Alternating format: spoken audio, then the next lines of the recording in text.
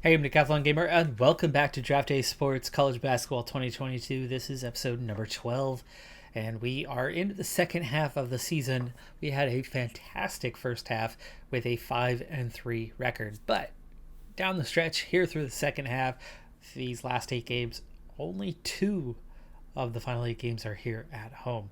So today is one of those big opportunities for us to try to get a result because we are playing at home in this one against Portland State. We do have the early advantage in this one with a 7-4 lead. And a big three-pointer there. That was from distance that was tightly marked as well. And we managed to get that one in. Fortunately, as they were just taking a couple free throws there to close the gap a little bit, that was our first foul. So I like seeing that. Backing off just that little bit on the defense, on the intensity, has made a pretty big impact on the amount of fouls that we commit. Part of that could be down to the players we have versus, this season versus last, but I doubt it because, in all honesty, our team is a little bit worse than it was a year ago. Our advantage, though, is quickly gone. In fact, we've got right down to a deficit from a pretty hefty lead there. I mean, it was 12-4, and they have scored again. Let's go ahead and use, or not. Okay, we got a quick 2. As I wanted to go use the timeout, we finally get something going, get some momentum back, and miss again. But we'll have to keep an eye out if they continue to rebuild some momentum, and they have another stop. Let's use that timeout. There you go. So one quick timeout. We'll see if that can help swing the momentum back in our favor. It was looking really good there for a little bit, but Portland State's been all over us. They are on a 17-2 run.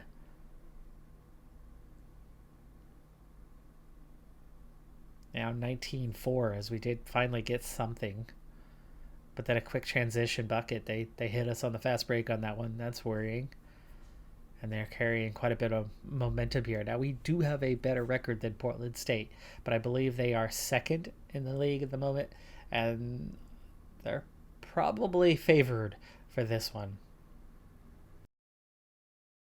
Well, they're not second in our league. They don't play in our league. They play quite a few divisions above us, but not a massive amount of divisions, which means, we have a shot, but they are clearly favorites. They have a lot higher prestige than we do, and while they're not having the greatest of seasons with a 4-3 record, it's all about who you play. And in this case, we should be an easy win for them. We just happen to be playing at home. And when we had that nice quick start, we've not fared well since then. 35-22 now, and it continues. I mean, they're getting a lot of quick, easy buckets here, approaching half. I might have to use another timeout here to try to stop the swing. Let's go ahead and do that now. 37-24. Does lead to a three-pointer coming out of that timeout, so that's good. And it's actually given us a little bit of momentum. Can we carry on with it? Missing 1 out of 2 free throws, not helpful, but then we go down and score again on the next possession. We're back down to single digits. So that was a well-timed timeout. Usually that's about the only thing you can really control. You do have the sliders. You can change things. You can change tempo. You could push a little more to some sort of full-court defense as we sit on 10 fouls with a minute left in the half. That's not a great idea, but that momentum helping. Another foul. Another offensive rebound, and they keep going at it. We get it within 9 seconds, but we miss there and reach halftime trailing 45-36. So after that quick start, things did not go too well. But after we got down, we did pick ourselves up. We did get back into the game. We are shooting 58% from the field, surprisingly, but so are they.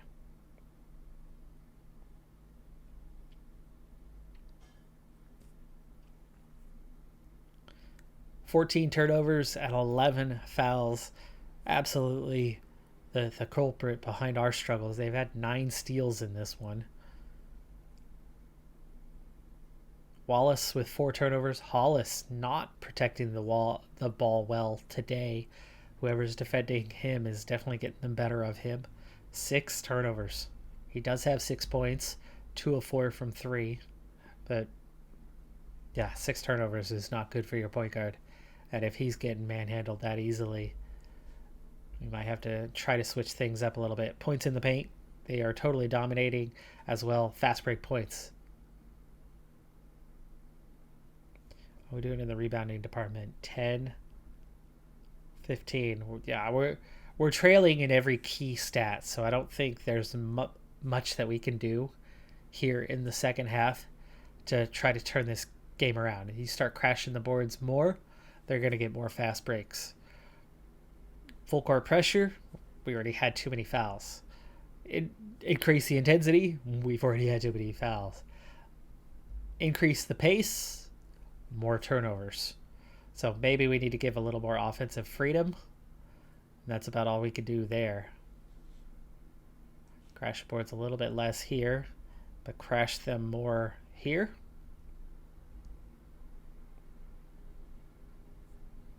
Two minutes into the second half, we trail by now 10 points as they score. Point blank range, but cannot convert on that one. Really need a bucket here. They have some momentum, and we can't afford for them to start pulling away if we're going to have any chance in this game. I don't think if they get up by 14 or something like that, I don't think we're going to get back. So we could really use a score, and there is one. That was a quiet couple of minutes, neither team getting on the scoreboard there for a little bit. Turnover on that one. Travel maybe.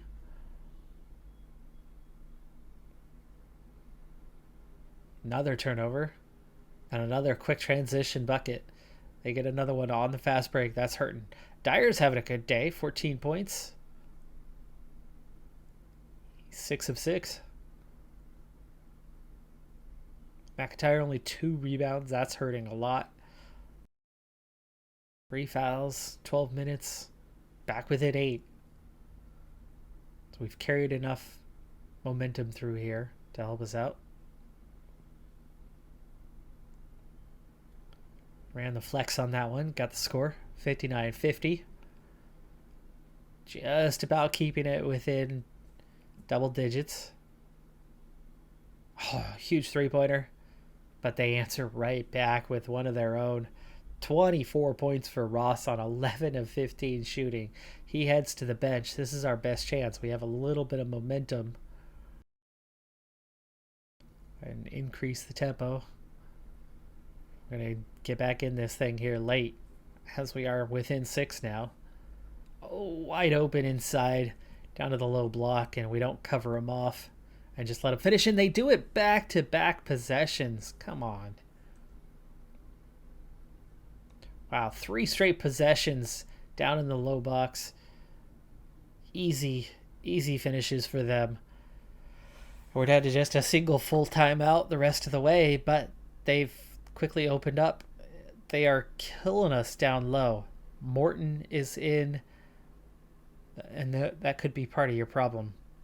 Morton just cannot defend. McIntyre finally back on the court. Hopefully this can stop them, but they get another trip to the free throw line, and we're down 15. The offensive pace hurting us a little bit, so let's back off on that one. We got back into it for a little bit. We got within 6 points, but this one's definitely not happening today.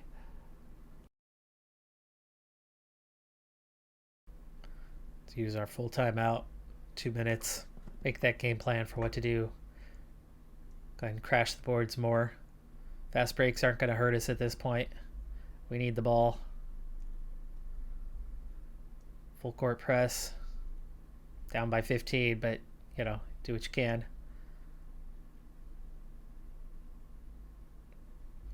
25 seconds. This one's done. Hollis gets 13 on the day, but a lot of turnovers for him. We'll see in the box score what that actually ended up being, but McIntyre only 2 rebounds on the day. That definitely hurts. Final score, 88-71. Our shooting percentage came down a little bit in the second half, but both teams shot really well. We did not defend particularly well. We made more of our three-pointers, which is nice. They almost doubled us up on free throw attempts, but only scored a few more than we did, so at least we shot the ball well. Rebounding, -11. They had 14 steals. We had 10 of our own, but with 17 turnovers for them, which is a lot. 23 is a ton. 23 is really poor. Also, the fouls, -5 on the fouls. Just too much. Too much happening there, and especially when you have a guy shooting 11 of 16. Post player, just dominating inside. 7 rebounds, 10 for his partner down there. Yeah, that's just way too much for us. Hollis, much better second half. Only 1 additional turnover in the second half compared to the first. That was part of what allowed us to get back into the game for a while there anyway. Wallace had 4. McIntyre had 3. We struggled against their post players. They had a significant advantage quite clearly compared to us. At the end of this thing, points in the paint were 46-28. Massive advantage. But yeah, Sean Ross, center, is player of the game with 24 points and 7 rebounds. With 6 road games in the 7 matches to come, I don't suspect we're going to get too many more wins. At this rate, I'd say we'll be lucky to get to 7-9, even though we have a 5-4 record right now. But with the schedule ahead of us, it just seems unlikely that we're going to win too many more games. Let's go ahead and get on with that program, push things forward towards the later end of the season. We'll get one more check-in as we go along, and that'll be more about how well we're hanging on. We do not need to win. We're not even in a proper league. It's just a matter of finishing 4th or above. And based on our record so far, seems like that could happen. We could win and we could lose every game the rest of the season, and it might still happen. Might not. Meanwhile, on the recruiting front, I've actively been trying to talk with guys that aren't interested. McInnes for a long time, Thompson for a long time, kind of going back and forth between the two, trying to get one of them to give us the time of the day. We've had no success with that as of yet. Groyer and Babel, we already know a fair bit about them and haven't needed to get additional information. It seems easier to get information out of players that are interested in you than it is to get players that aren't interested to talk to you. Where it seemed to be, well, you know what? I think it was harder in the old editions as well, just not substantially harder. And maybe that's just our rating, right? Last season versus this season, we were a 1, and then we were a 6 in recruiting. Yet, I've made a lot more progress this season than last. So maybe we're just not quite to that threshold yet where it starts to succeed, where it starts to work. Maybe you need to be a 10 plus or a 20 plus before that kicks off in a similar ratio in terms of success. So it's just a harder task to get somebody who doesn't want to talk to you to warm up to you a little bit, to be cool instead of no interest. But that very well could be the case. But meanwhile, I have used the host recruit option on everyone except Groyer and Babel on my list. The other 7, I've hosted all of them, and they all hate our guts. Hosting recruits has not been good for our school, as apparently it's not a good campus, and it does not draw interest in players. Okay, so the worrying thing for me going forward is we have a really difficult finish to the season. We have lost 4 straight now. We have fallen from 5-3 to 5-7. Central Arkansas at 5-6, the only team above us, but we are equal with Mississippi Valley State and Stevensville. But we do have a 2-game advantage over Alcorn State and North Andover. So if they continue to struggle, we have a chance. We don't know that they're going to have equal home games as the season goes on. We're 4-2 at home, 1-5 on the road. We've played an equal number. But that doesn't mean there's going to be an equal number. In fact, from looking at the calendar, we should have 1 more home game and a few more road games. So we might not even get any more wins. But at this stage, looking at the records with 4 to play and 5 for Central Arkansas, You figure Alcorn State and North Andover, they're not going to win a lot of games the rest of the way. They might have 2 more wins out of 4. That's already asking a lot. So I think one more win should be enough. I don't think they're going to get above 6, and maybe one of these other teams doesn't. If they do manage to have a nice run, whatever the case may be, I think 1 win could be enough to get us back up to Conference V. Not that we necessarily belong there, but take what you can get, right? Here's one to pay attention to. We're not going to watch the game live, as I just want to get through the rest of the season here. But we are on the road at the Portland Pilots now instead of Portland State, so University of Portland. They are 4-5, but they're 4-1 at home. All 4 wins have come at home. We're 1-5 on the road, so difficult match. Not likely to get a result here, but both of the 3-8 teams in our league are in action today as well. North Andover on the road at Washington, D.C. looks like a tough match for them, but Alcorn State does have a home game against a weak Chicago State. They have a decent chance of actually winning that game. Let's hope they don't. Okay, Portland has beat us. We do fall to 5-8. Oh, fantastic news. They've both lost. So they both lost their games. Chicago State wins by just 4 points, but with both of them losing, even though we lost and we fall to 5-8, they're 3-9, 3-10 now. Next match day, this is our last home game of the season. It's a good opportunity for us. This could be that 1 win, and Poughkeepsie at 4-6 overall, just 1-5 on the road, does give us a chance to get that victory. Meanwhile, Alcorn State, the 3-9 team, are on the road again at a good team, so they are unlikely to get a result. And while North Andover is at home, they're against Seattle U, who is 8-1, 4-1 on the road. Meaning, even though they do have that home court advantage, you still just about pick Seattle to win that one. Let's hope that's the case, because if we do win and they both lose, that's it. We're done. We're safe. We're going to be back up in Conference V. So let's see what happens with this one. We'll play this one live. And first half is underway. We're going to go a little bit faster with this one here in the first half, as I'm not as worried about what's going to happen result-wise with this. I'm more interested in what happens with the opposition, as, well, be nice to take care of business, be nice to get a win, but as it's, our only game that's at home here the last 7 of the season. That's part of what happens when you are at the bottom. So for those unfamiliar with college basketball, it's actually incredibly typical, incredibly common. Here's how things work in terms of non-conference scheduling. Conference scheduling is balanced. You have home and away, equal number, and they balance out the opposition as much as is possible based on the number of teams in the league. But for non-conference games, you tend to have a lot of regional matchups against other colleges that are in, not within the same conference as you, but are semi-local. And in those, most of the time, the larger university is going to host. Not all the time, but pretty often. Or they're going to end up playing somewhere neutral. Let me give you a quick example. I went to University of Oregon.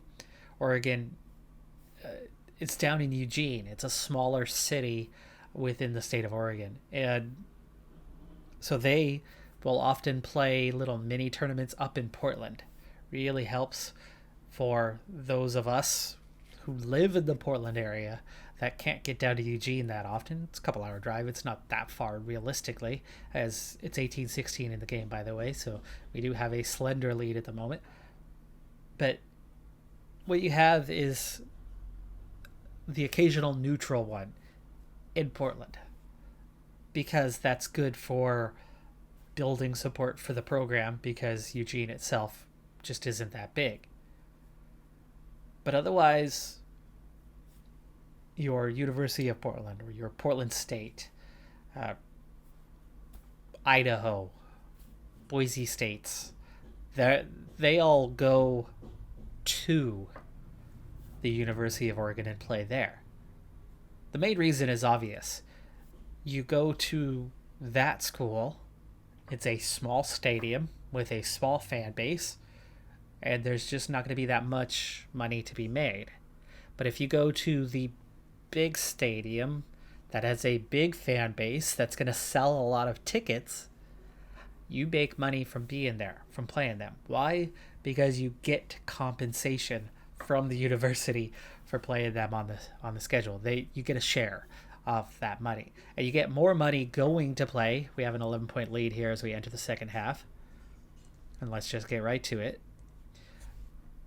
That money is more than what you likely would have gotten playing at home, especially when you consider that you now have to give a share of your revenues to them, that big university who you're probably not going to attract to come play at your small stadium with weak facilities that, the rim's a bit bouncier because it's not been updated in a number of years.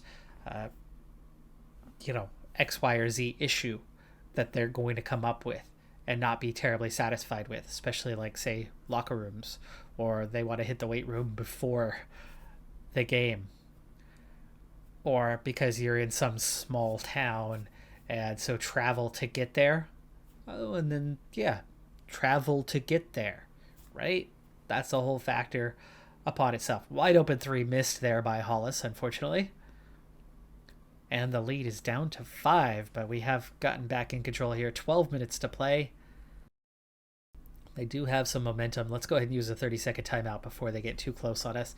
It does result in a bucket and then a turnover at the other end, but we cannot follow that up with a score. But the momentum does seem to have swung our direction. In fact, you can see at the top that momentum is building, and we're back up to an 11-point lead.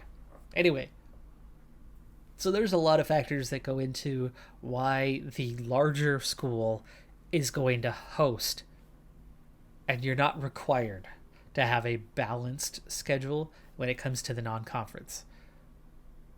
You are rewarded for playing tougher opposition, but only marginally so. They care a lot more about what happens in your league games than what happens in your non-conference games. And what we've seen a lot of is, because a lot of schools, that whole hosting issue, what you end up getting is you'll host smaller schools and you play a number of home games there, and then you just go to neutral sites and play little mini tournaments. So you'll get 8 schools to show up in Honolulu, fly out to Hawaii. Oh gosh, that sounds so terrible, right? That's the kind of travel you want to go for. And you go spend a 3-day, 4-day trip in Hawaii where you play, guaranteed. We're up by 11, final minute, by the way, here. So we are going to get this home win. That's important. But you get in that situation where you travel to somewhere exotic, Miami, Honolulu, for some, San Diego, whatever the case may be, New York. You go there and you have this little mini tournament over the weekend where you're playing about 3 games. A lot of those are like 4-team ones. You play a couple games, and then whoever had the better records play each other for a little mini championship. Or you have 4 teams, right? So 2 and 2. The 2 winners play each other, the 2 losers play each other, and you get a couple games in.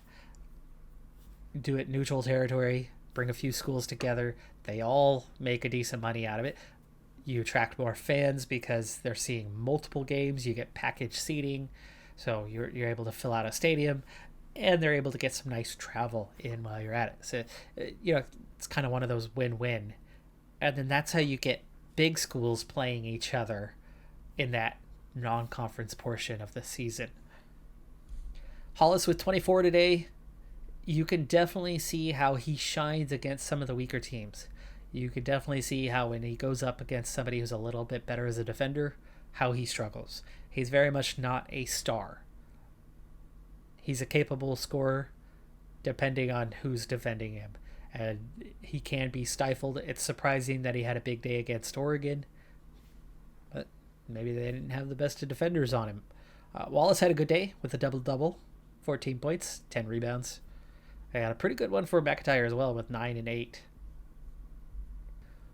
North Andover did pull off the shock result against Seattle. They got the win at home.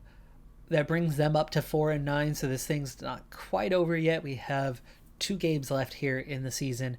We are at 6 and 8. But we're looking pretty good. Alcorn State cannot overtake us. North Andover can draw level. And they actually have a few games left. So does Alcorn State, for that matter. They can actually still equal us. So it's not quite done yet as we enter the last 2, but it does seem like 6 and 10 would be enough, right? Even if we lose these last 2 games on the road, I think we're probably safe. Probably. Let's go ahead and get those last 2 games out of the way. See where this team stands. North Andover at home, must-win situation, and Indianapolis is really low on their net ranking. It actually looks like a game that they should win, which means we are in a little bit of trouble because Denver, 3-0 at home, even though they're only 4 and 6 overall, they've been perfect at home. Their net is much higher than we are, so they do look to be a bit of a handful. We are probably going down in this one. I'm not going to play either of these last 2 games.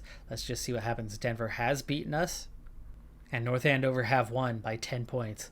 So they are now within just 1 win of equaling our record. So we do need to watch out still. Mississippi Valley State at 6 wins is too far out of reach. Alcorn State has Arizona State, but Arizona State have only played 4 home games. So even though they're just 2 and 8, they are at home. You figure Arizona State actually should be crushing Alcorn State, even if the real-life Pac-12 program here in Arizona State, even if they're this bad here, we don't know that they're not Conference D and just bad for Conference D. For a Conference V, or not even making a conference in Alcorn State, they could be 20-point favorites. And Arizona State won by 14 points. As predicted, it was pretty comfortable. Oh, a tough match for North Andover.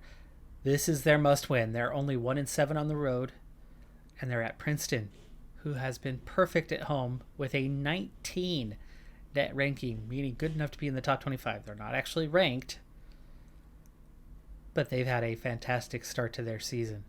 Even on the road, they're 3 and 3. And there it is. Princeton has won. We are safe. We are going to get promotion. Both teams losing their games, meaning they can no longer reach us, I think. Oh gosh, we got to double check here. Maybe not. Yeah, not quite. North Andover has 1 game left at 5 and 10.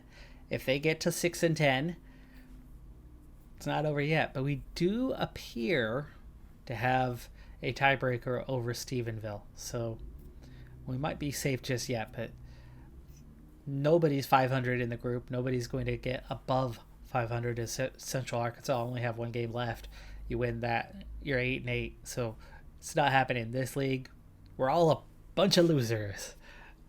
Yeah, it's okay though. Actually, we're not doing that bad. We're not doing that bad considering 6 and 9. But it's all home record.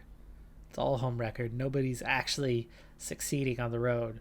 Central Arkansas though, look how good they are. 5 and 7 on the road, 2 and 1. So I miscalculated earlier. There isn't 16 games. It's a 15-game season. We've all played our 15, meaning the 6 of us are done. The season for everybody else is far from done. They still have a good month left to go, but we are done.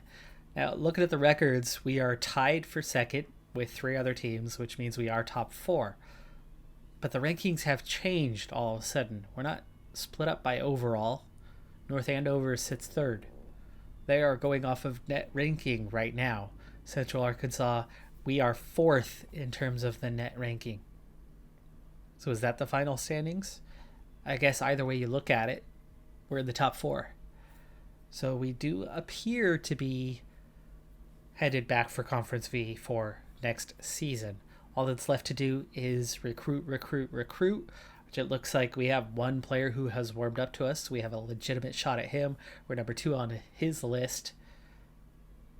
And then the transfer portal, where we're likely going to have to get the other players or all of the players. We seem to have a higher success rate when it comes to the transfer portal than we do within the team itself. Let's take a look really quick at the roster as we wrap this episode up and see who's leaving us.